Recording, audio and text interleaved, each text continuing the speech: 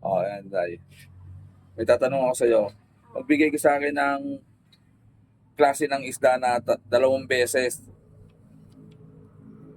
inuulit ang pangalan. Maya-maya. O, isa.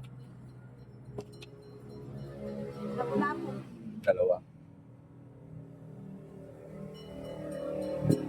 Sapsap. Tama. Yun. So, tama yung mga sinabi mo, no? Pero may mas matinding tanong ako sa'yo dito. Matinding to. Ito na ang pinakamatinding tanong. Yung 3 beses inuulit ang pangalan ng isda. Tinatanong ba ako? Hindi. Ito Ano tinatanong. ba? Meron kang alam na 3 beses inuulit ang pangalan ng isda?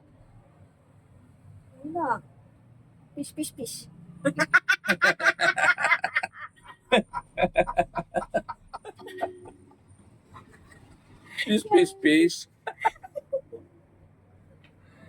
nga?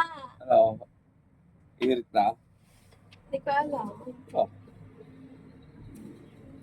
Pag nasagot mo, kikis kita. Pag di mo nasagot, kikis mo ako.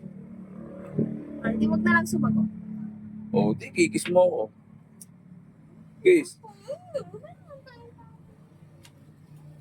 Sagutin ko na.